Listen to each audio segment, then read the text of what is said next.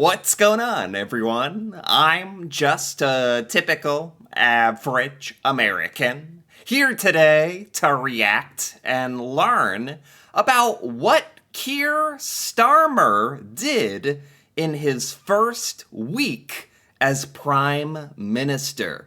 So, as an American, I don't know much about what is going on in British news, politics, current events. So today, I'm very interested to hear about some of the changes that are already underway after the UK's first week with brand new government leadership. This is really stuff that I haven't heard about as an American, even though the election is still rather fresh in the UK. I know there's been a big change in the government, new leadership, and I'm just curious because I haven't gotten to hear about it here in America. Really, nothing about it. What's happened since the election has, transpired? And I'm sure there's some changes already going on, right? So let's take a look. We're now roughly a week into the new Labour government. After 14 years on the opposition benches, the Labour Party now has their chance to change the country. 14 years? See, I didn't even realize that. Oh my gosh. So, the political party that is now in power, the Labour Party, they were the opposition in the UK. They did not have the prime minister, so they did not have the majority of the government. For how many years has it been? On the opposition benches, the Labour Party now has How many years? Labour government. After 14 years on the 14 years. That is substantial. Like in the United States, usually, we have the Democrat and Republican parties. Usually we don't go more than 4 years or really 8 years at most without, flip-flopping from who's in power, like the Democrats or Republican Party. So it's been a lot longer for the UK. I didn't realize that. On the opposition benches, the Labour Party now has their chance to change the country. Okay. Considering that they won the second largest number of seats in their history, this shouldn't be all that difficult. And as a result of this, many of their supporters are expecting them to move quickly to rebuild the country. Wow, rebuild the country. So, yeah, again, this is just something as an American, and I think all Americans, we don't really realize how substantial and impactful this election was in the UK. Massive swing in the leadership of the UK. And they're saying that there's a lot of representation for the Labour Party now in the UK government. So does that mean that the Labour Party is going to have a much easier time passing new laws and changing things because a lot of seats were taken by the Labour Party? I think that's how it works. Back in 1997, the last time Labour won a landslide election victory against the Tories and were thrust into power after years in the wilderness, the then Prime Minister Tony Blair and then Chancellor of the Exchequer Gordon Brown wasted no time in making the changes they thought the country needed. It's funny because I've heard the name Tony Blair. I don't know why. I don't know what he looks like. There he is. Now I know. I don't know what he did. But for some reason, I've heard that name before. I don't know. Maybe he was an important figure. Well, obviously, like a prime minister. But as an American, I'm kind of surprised. I actually know that name. For example, only 4 days in, they announced plans to make the Bank of England independent. Something that was welcomed by the financial establishment. This appeared to set the stage for the rest of New Labour's first term in office, with them focusing on making significant constitutional changes, especially on things like devolution. Constitutional changes? See, this is so interesting. I don't know anything about British politics, and all I can do is try to relate it to what I know, as an American, kind of relate it to American politics. here in America, like constitutional changes, that's a huge deal. That does not happen. That's a huge, like, that's very difficult to do. And a lot of people would be upset. But in the UK, it's just like, not, it sounds like it's not as big a deal to make change. Well, does the UK even, it doesn't even have like a hard constitution. I learned about this not that long ago. The UK constitution is complicated. So it's worth looking at Starmer's government to see what they've done in their first week in power, whether there were any major changes akin to Bank of England independence, and what this tells us about how Starmer will govern as Prime Minister. Yeah. Oh, wow. I'm excited for this.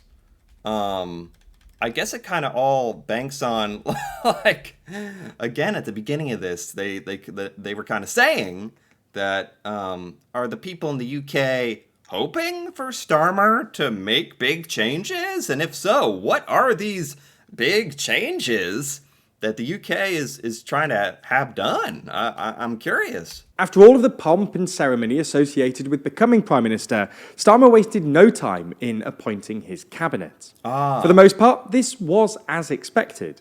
Rachel Reeves became Chancellor, the first woman to hold the position in the history of the United Kingdom. Oh, wow. Angela Rayner became Deputy Prime Minister and Housing Secretary, David Lammy became Foreign Secretary, and Yvette Cooper became Home Secretary. This is interesting. We're really getting into detail here, which I like, but I don't understand everything. The United States president has a cabinet. It's basically a group of people that the president like assigns to advise him and help him and surround himself with these people in important positions, and they call it the cabinet. Sounds very, very, very similar in the UK.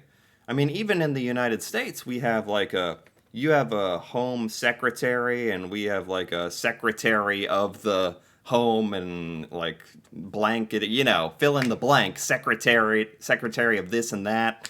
We don't really have chancellors or deputies, but we have, it sounds like we have similar sort of positions in a cabinet, so this I can kind of understand.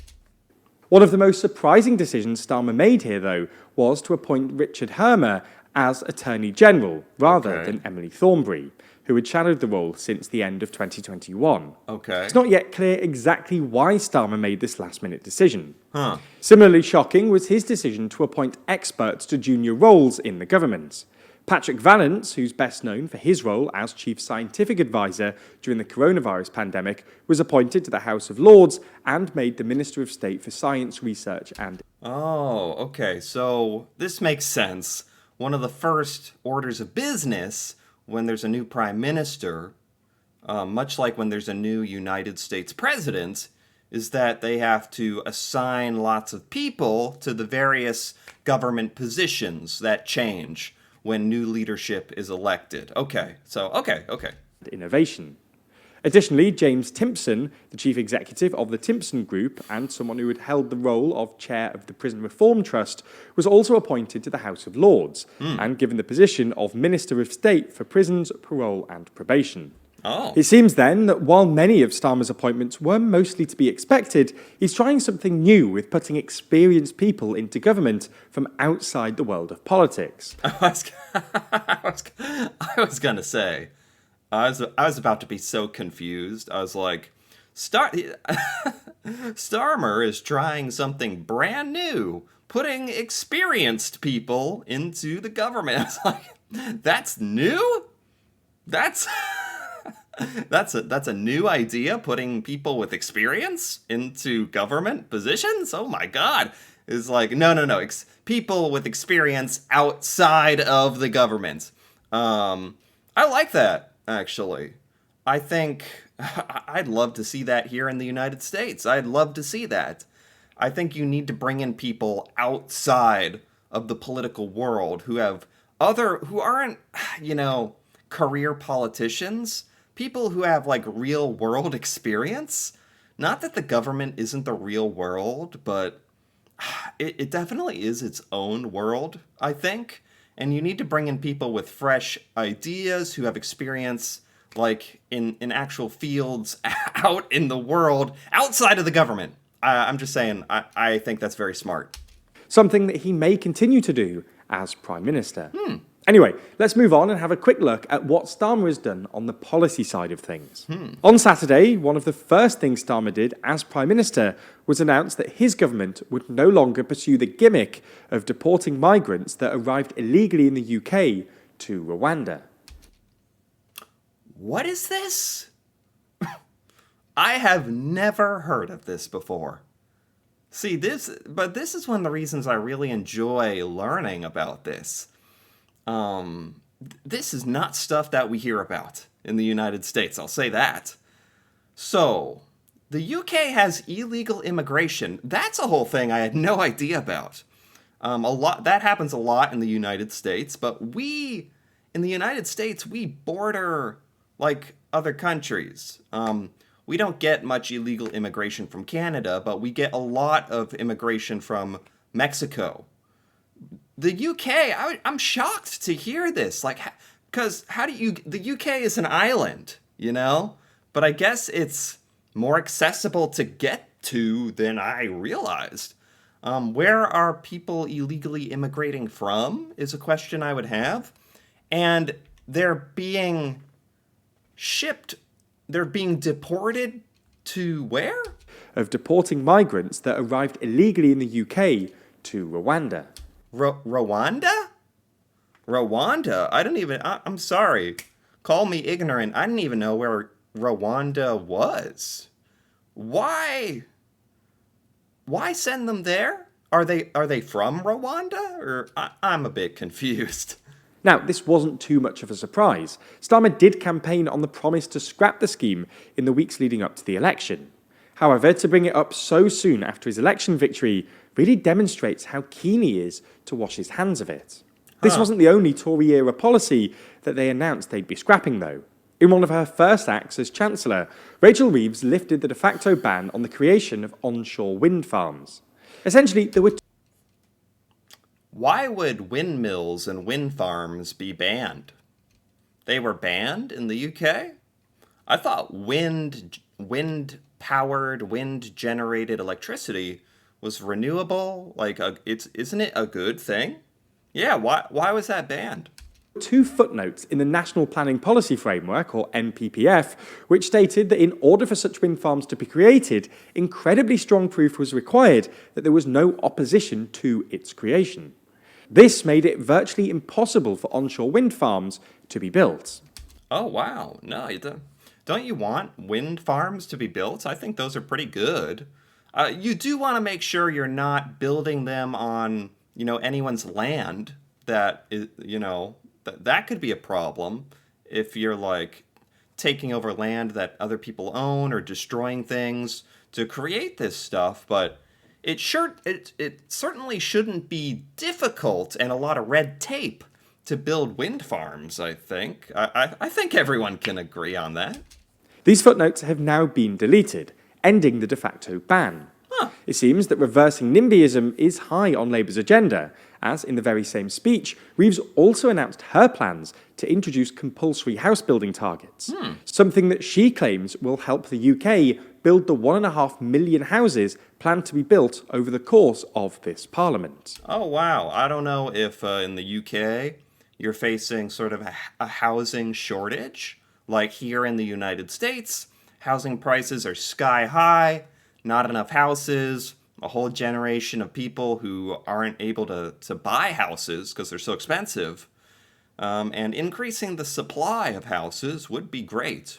So I like that as well. Sounds like the UK is doing a lot of good. I don't know everything, but my surface level view here is yeah, this sounds good. Building more houses, building windmills, yeah, okay.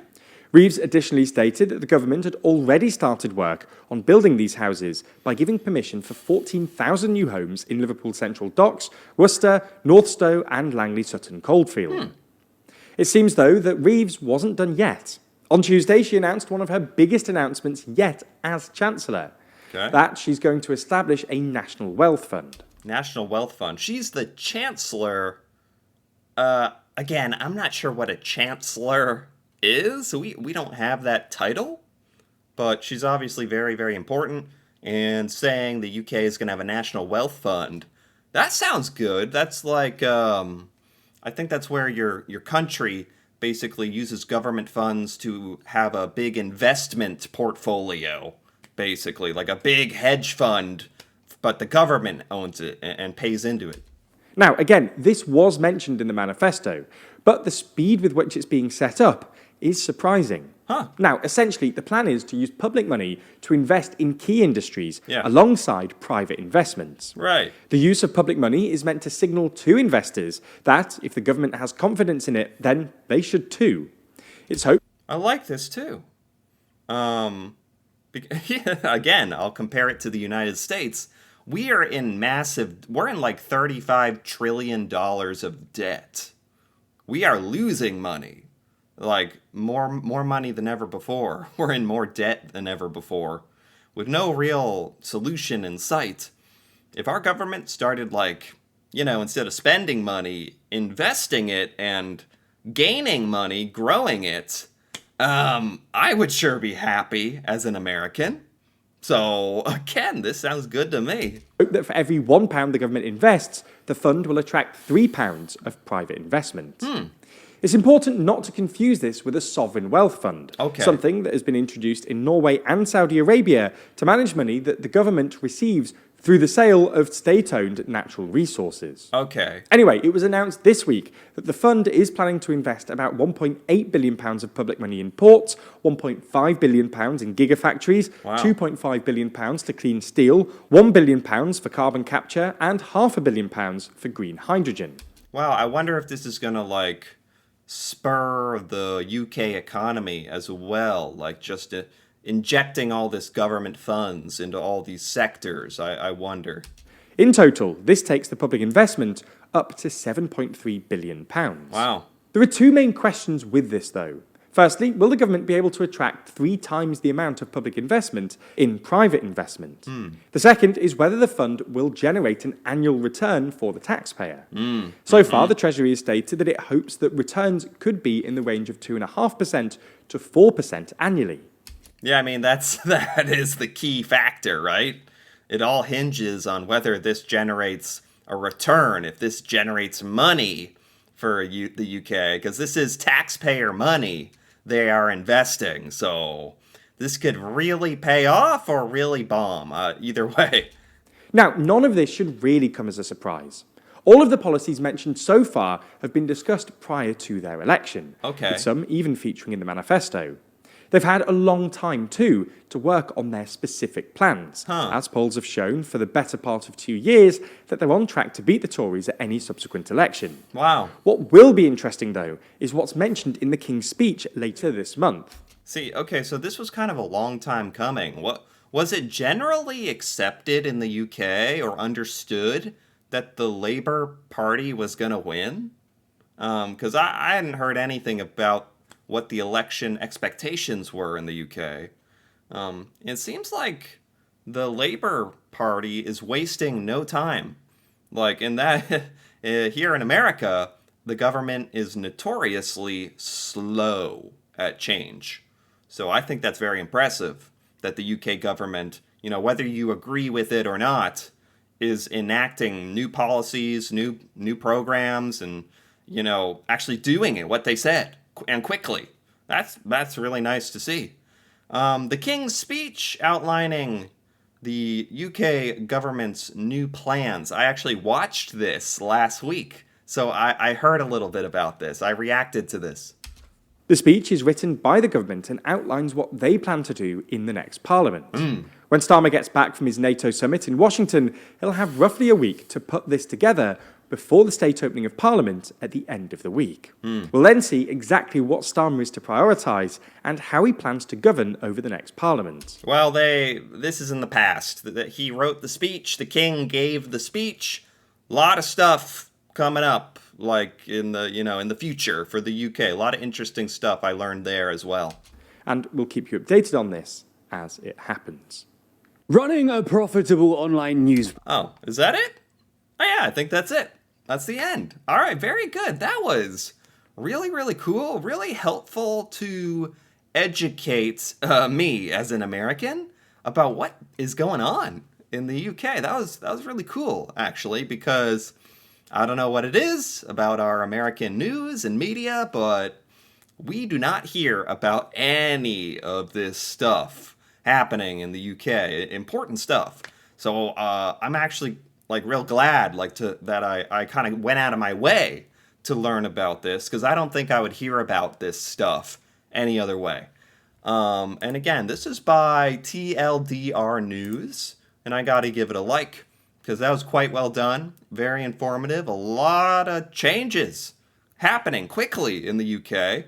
I'm interested in what people in the UK think about this. If this is exciting, if this is like what you've been waiting for, or addressing the issues people are having, or yeah, this interesting stuff. I quite enjoyed this. Anyway, if you enjoyed this as well, feel free to give this video a like or leave a comment, again, with your thoughts on any of this UK news and what Starmer is doing and all this stuff happening. That'd be very interesting to hear about from a British perspective, from people out there who this is affecting. That'd be cool to hear from you. And if you're interested in more videos like this, me reacting to the UK and UK culture, stuff happening in the UK that I've never seen or learned before, feel free to subscribe for more. And until then, thanks for watching, and see you next time.